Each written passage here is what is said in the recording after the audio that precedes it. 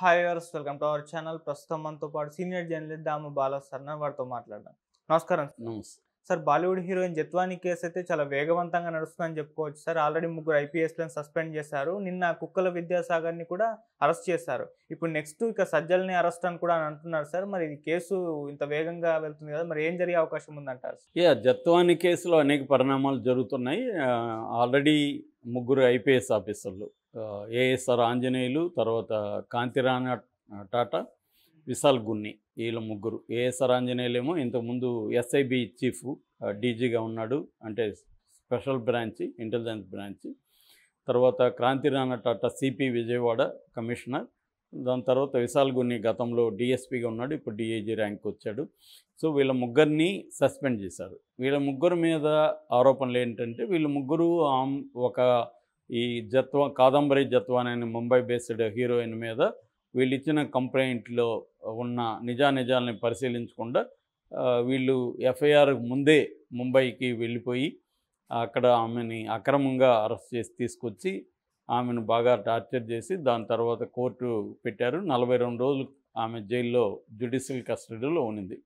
So వీళ్ళు ఏవి కూడా రూల్స్ కానీ రెగ్యులేషన్స్ అని ఏవి ఫాలో కాలేదు అనేది ఆరోపణలు. దాంతో వాళ్ళ ముగ్గురిని సస్పెండ్ చేశారు. వాళ్ళు ఇప్పుడు క్యాట్కి, సెంట్రల్ అడ్మినిస్ట్రేటివ్ ట్రిబ్యునల్కి వాళ్ళు అప్పీల్ చేసుకునే అవకాశం ఉంది. అదేమవుతుందో చూడొచ్చు. ఇక ఇబ్రహీంపట్నంలో ఈ కేసు నమోదైంది కాబట్టి ఇబ్రహీంపట్నం సిఐఎస్ఐలను కూడా సస్పెండ్ చేశారు. ఓకే. మొత్తంగా 5-6 మందిని సస్పెండ్ చేశారు. దీని మీద ఆల్రెడీ చంద్రబాబు స్రవంతి రాయ్ అనే ఆమె ఏసీపీతో విచారణ జరిపించాడు. ఆ విచారణ నివేదిక ద్వారకా తిరుమల డీజీపీ ఆయన దగ్గరికి వెళ్ళింది. ఆయన దాన్ని బేస్ చేసుకొని చంద్రబాబుకు ఒక డీటెయిల్ రిపోర్ట్ ఇచ్చాడు. ఆ రిపోర్ట్ని బేస్ చేసుకొని ముగ్గురు ఐపీఎస్ ఆఫీసర్ని సస్పెండ్ చేశాడు చంద్రబాబు. సో నెక్స్ట్ స్టెప్ ఏంటి?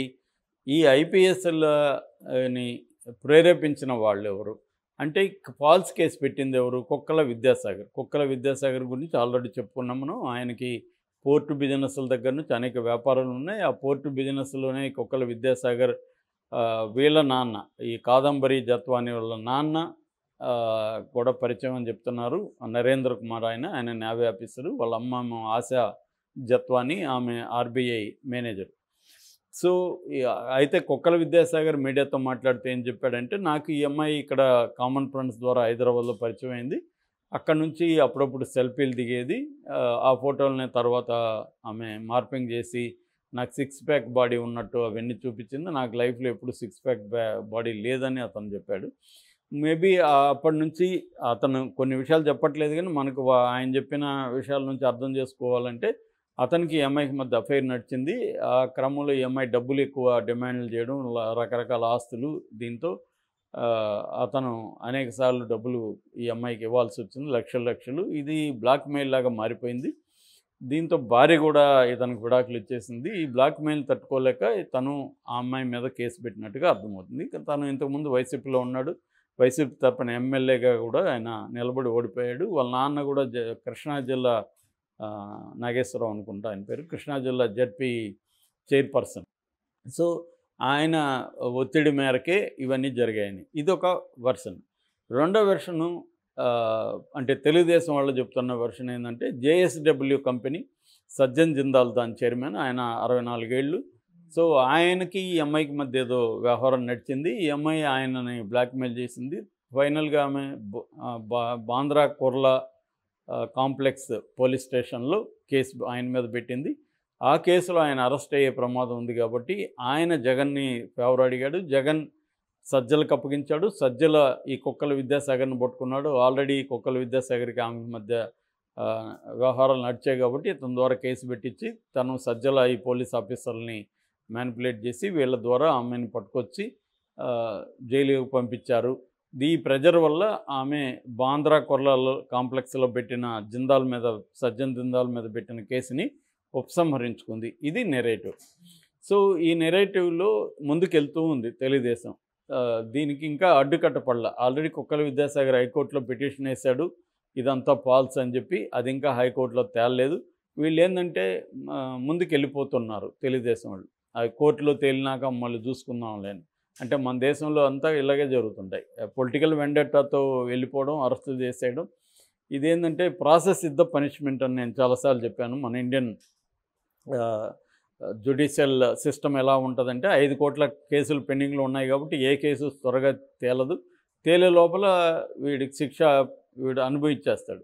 ఒక్కోసారి ఎలాగ ఉంటుందంటే కొన్ని కేసుల్లో శిక్ష పడినా కూడా అన్నేళ్ళు జైల్లో ఉంటారు. ఇప్పుడు సాయిబాబా లాంటి వాళ్ళు 10 ఏళ్ళు జైల్లో ఉండి వచ్చినాక ఆయన్ని నిర్దోషం చెప్పారు. 10 ఏళ్ళు మరి ఎవరిస్తారు ఆయనకి జీవితం? ఇలా ఉంటుందన్నమాట మన జ్యుడిషియరీ. అంటే ఎవరిని వ్యక్తులుగా ఏమనలేము కానీ సిస్టమ్ అలాగుంది. సరిపోయేంత జడ్జిలు, సరిపోయిన కోర్టులు లేవు కాబట్టి 5 కోట్ల కేసులు ఆల్రెడీ పెండింగ్లో ఉన్నాయి, మళ్ళీ పేరుకుపోతూ ఉన్నాయి. సో అందుకని వీళ్ళు ఏం చేస్తారంటే పొలిటికల్ వెండెట్టా అనేది ఈజీ అనమాట. త్వరగా తేలవు కాబట్టి కేసులు పెట్టడం, జైళ్ళల్లో పెట్టేయడం అనే కార్యక్రమం అన్ని పొలిటికల్ పార్టీలు కూడా చేస్తున్నాయి ప్రత్యర్థుల మీద.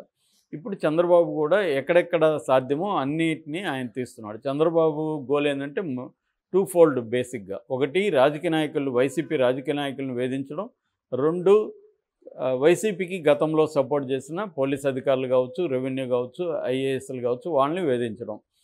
ఇది చంద్రబాబు చేస్తున్న రివెంజ్ పాలిటిక్స్. ఇందులో భాగంగా ఇప్పుడు కుక్కల విద్యాసాగర్ని అరెస్ట్ చేశారు. నెక్స్ట్ సజ్జల రామకృష్ణారెడ్డికి ఇది చుట్టుకునే అవకాశం ఉందని చెప్తున్నారు. సజ్జల రామకృష్ణారెడ్డి మీద ఆల్రెడీ తెలుగుదేశం ఎప్పటి నుంచో మీడియా మాట్లాడుతుంది. ఇది ప్యాటర్న్ ఎలాగ ఉంటుందంటే ముందు తెలుగుదేశం మీడియా మాట్లాడుతుంది, దాని తర్వాత తెలుగుదేశం నాయకులు రంగంలోకి వచ్చి వాళ్ళు ప్రెస్ మీట్లు, ఆ మీట్లు పెట్టి వాళ్ళు మొదలు పెడతారు.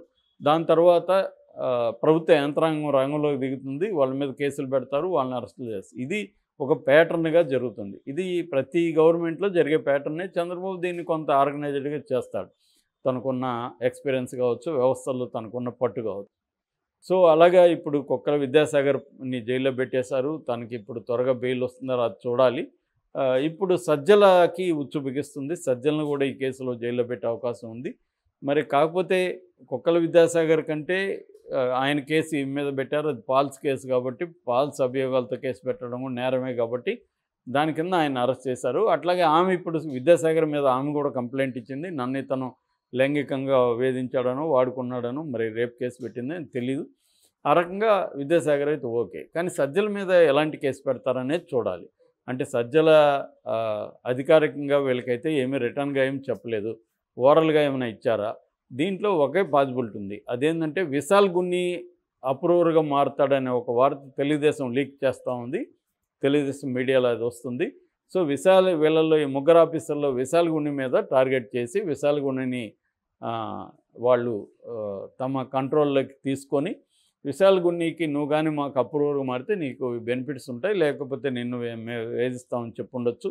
సో విశాల్ గున్ని అప్రూవర్గా మారినప్పుడు ఏం చేస్తాడంటే విశాల్ గున్ని సజ్జల పేరు చెప్తాడు. సజ్జల మాకు ఇది చెప్పాడు అని చెప్పి రేపు కోర్టులో 162 స్టేట్మెంట్ కింద కోర్టులో అతన్ని వాంగ్మూలాన్ని నమోదు చేయించి సజ్జలను అరెస్ట్ చేసే అవకాశం ఉంది. మామూలుగా జరిగేది ఇలాగే జరుగుతాయి.